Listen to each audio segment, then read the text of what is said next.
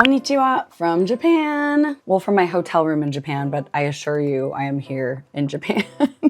I am actually currently in Hokkaido after a very fun, very busy brand trip with Klook. I can't believe I actually even made it here after the whirlwind of a trip we had, but lucky for you and lucky for me, I know how to plan ahead. This is your comprehensive guide for covering all essentials when planning your trip to Japan, courtesy of your bestie who grew up coming here. In this video, we'll cover planning, prepping, packing, how to use Klook to minimize stress, deciding where to go, what to do when you land, and we'll cover some cultural norms and tips to just help you navigate your trip. So let's get into it. Okay, when it comes to planning, I am a little particular about how I do this, but I have it down to an art and a science, to be honest. Like, I have done this so many times, but to the point where now I'm kind of on autopilot when I plan my trips. Whenever I'm even starting to ideate about going to Japan, I start to think about time of year based on, schedule, looking at flights and seeing pricing and budget,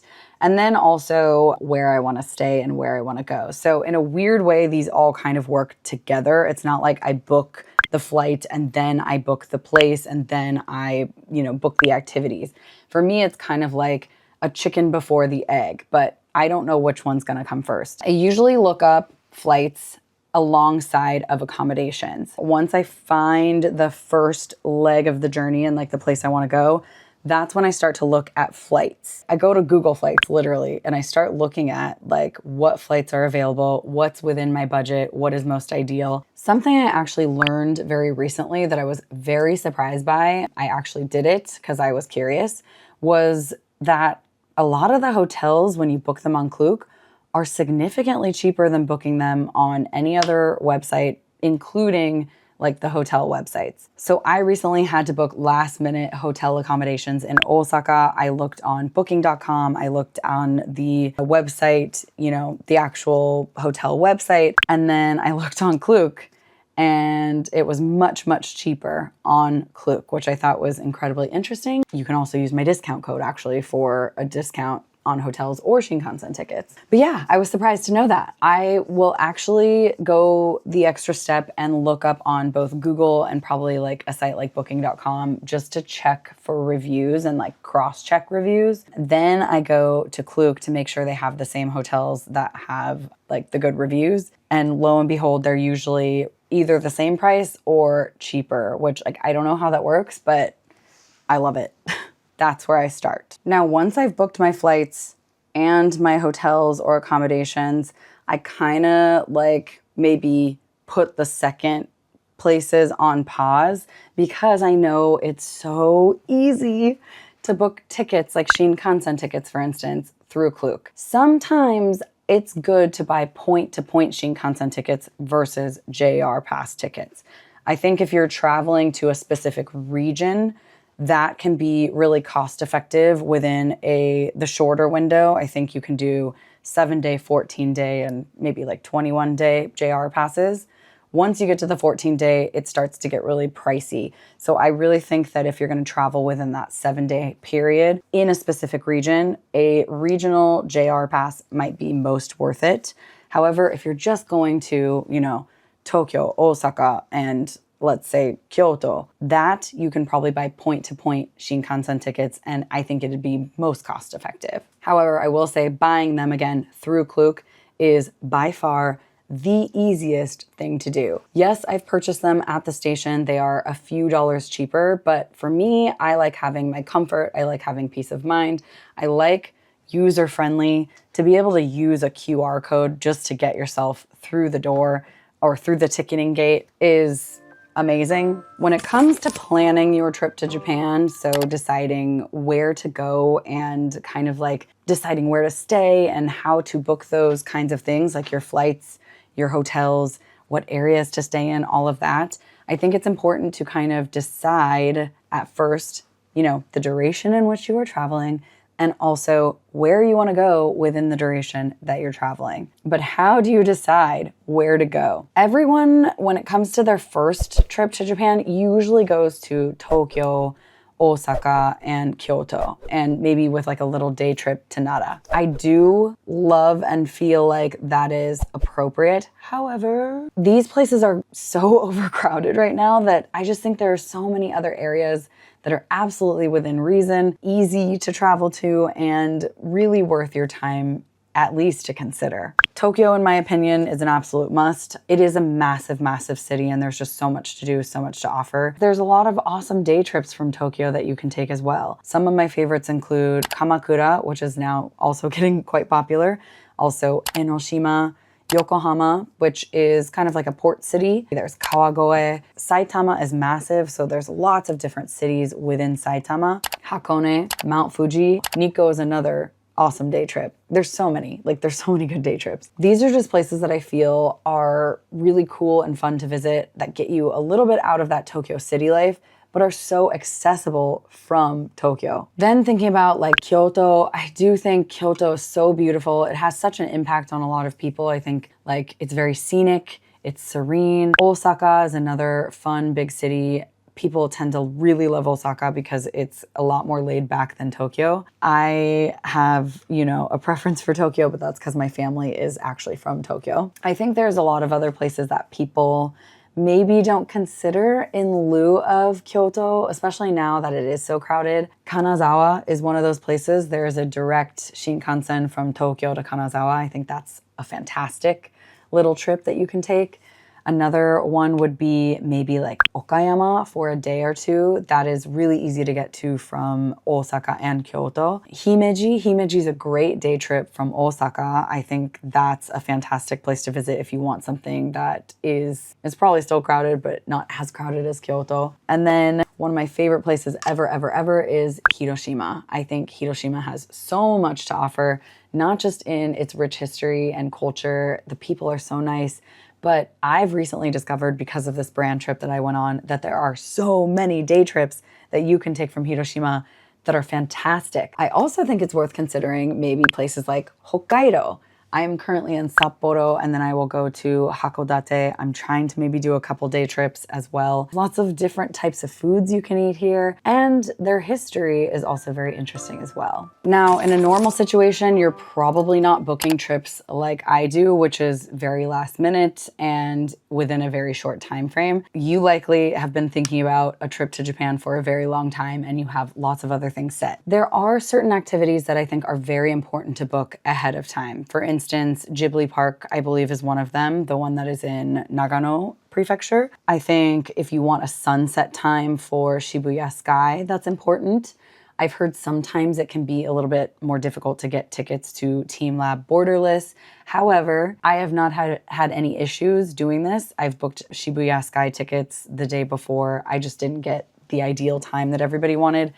I think going at any time is amazing, but if you want to go at sunset, make sure you're booking at least a month in advance. I believe that's the window in which they open it. So again, if you have something that you absolutely positively want to do and you want to make sure you lock that in, I suggest booking those right away and then having kind of like a save list for things that allow you to be spontaneous during your trip, but also give you flexibility and are kind of available in there when you decide you do want to do that activity. When it comes to packing, that is a beast in and of itself, but really it comes down to layering and having different options for layering. When you're here in the winter, it can get quite cold, obviously. So to have like maybe a t-shirt that you can layer with a sweater and a nice jacket, and then having your like gloves and your scarves, really the name of the game is layering. The same goes for springtime. It could be a gorgeous day outside. It might get really sunny. You might end up getting really warm, or you might still have the residual like effects of wintertime, coming in, and you'll want a jacket or a sweater. Summertime is unbearably hot, so I don't actually suggest layers in the summertime. I suggest extras and maybe cooling types of clothing. So anything that is like linen, lightweight cottons, not heavy cottons, breathable stuff that maybe is like breathable mesh or a cotton mesh, something that has holes in it. Now, everybody has completely different travel styles. I am personally a much more laid back type of traveler. I like to kind of like create a structure and maybe like loose framework of a plan, and then be very open within that plan. Whether you're a planner or you're somebody who likes to go with the flow, I think being able to use like an app like Klook, for instance, helps you so much to be able to plan according to your travel style. Like, it really has become a resource for me to minimize stress. And I love that. Any way that I can help plan for my future self, I am so in. How I use Klook for kind of just like giving myself peace of mind is usually I will do a lot of like saving. So if there are activities that I want to do, I bookmark them and I save them so that I know which activities I've been eyeing, which ones I can refer back to.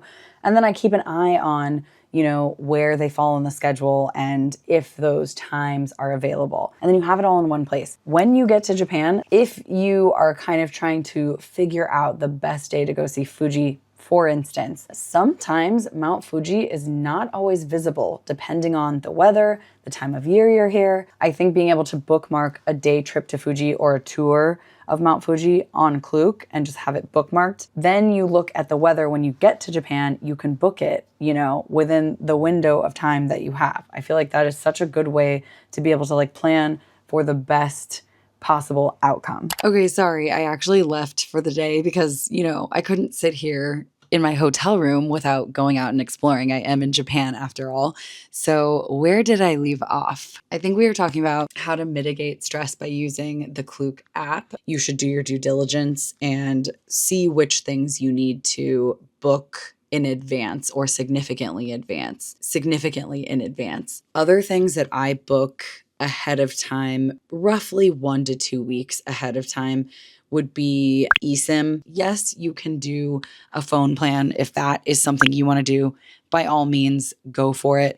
I personally don't love it because I find it to be quite expensive, so I always go with eSIM. However, before, when I did not have an unlocked phone, I would always do pocket Wi-Fi. Now, once you have all of the big stuff planned out, I'm talking your flights, your accommodations, the activities that you want to book far in advance, any sort of train tickets, that kind of stuff. And obviously I talked about eSIM. You're going to want to start to think about other things that are within the time frame of when you get to Japan. Another thing you're going to want to think about is how you're going to get out of the airport. Whether you're flying into Narita or Haneda, you have a few options.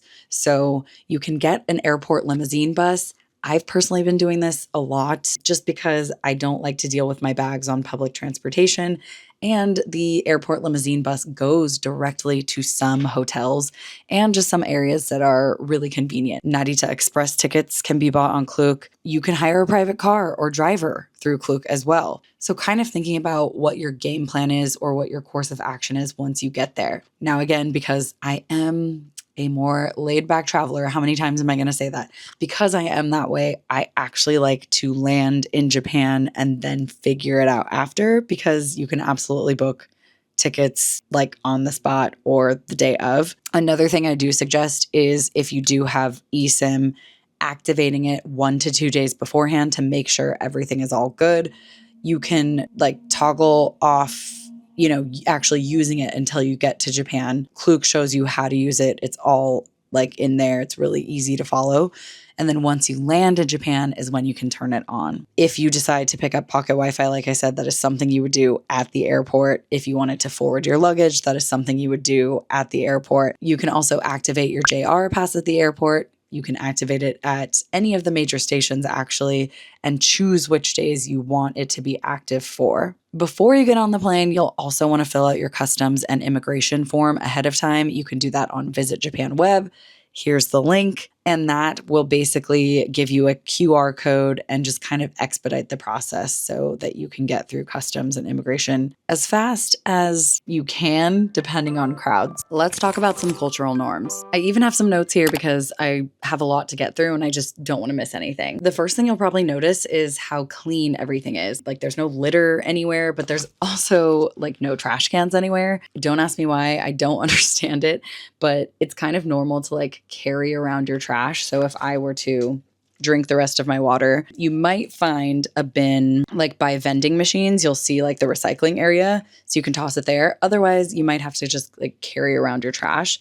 I like to keep a small bag just in case. But I also tend to like say I'm going to the convenience store to get something to eat. I usually like eat whatever it is outside of the store so that I can use the trash bin and then just like rid myself of the trash. Like some people will tell you and suggest throwing stuff away at convenience stores. I don't recommend doing that because I don't think convenience stores just want you throwing away your random trash, especially if you didn't buy something there. Hot tip for another place you can find trash bins is usually on the train platform. Lots of train platforms will have the different trash bins, especially like bigger train stations or like Shinkansen train stations. You'll probably also notice how quiet everything is, just in general, like in neighborhoods, in small restaurants. It's just like a very peaceful, very quiet country. I think it's because a lot of people are mindful and aware of personal space and communal spaces, especially on places like the train. You know, of course you can talk, like it's normal to talk, but don't talk at such a volume or like shout across the way at your friends or talk on the phone. It's like use your best judgment, you know? I will say though, at the end of the night when like people are coming home from bars and stuff, it's kind of fair game. Speaking of the train, there are designated areas, priority seating as they call it, for the elderly, for disabled, for expecting mothers and people with kids. So you'll notice that those areas kind of tend to stay open. You can absolutely sit there if it's, you know, not crowded. But if somebody in one of those respective groups comes around and needs to sit down, then you are expected to give up your seat. Tattoos. Tattoos are becoming more culturally acceptable. However, if you want to do like an onsen, which is a bathhouse, most onsen do not allow tattoos at all.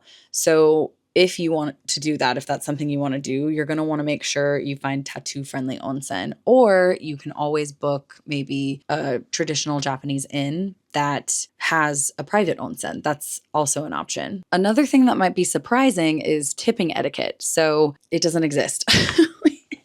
Sorry.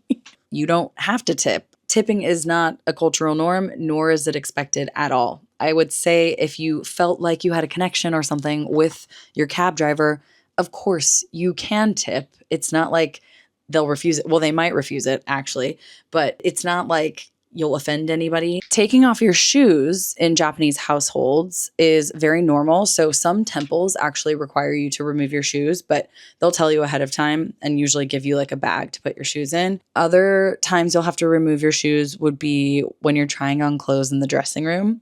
They also give you this like sheer like cloth sheet thing that is to go over your head so that you don't get makeup or dirt on the clothing that you're trying on. Pretty smart, actually. Hopefully these help you, and hopefully this video wasn't too chaotic for you. If you enjoyed this video, please like, subscribe, and follow along because I have a lot more stuff to share and it includes a ton of different things. Not just planning and prepping, but some of my favorite areas, maybe an itinerary or two, and just some other things I've been up to. Also, go ahead and give me a follow on my channel, Sugi No Filter, because I will be recapping some things that you don't see here on Klook's channel. Thank you so much for watching. Goodbye.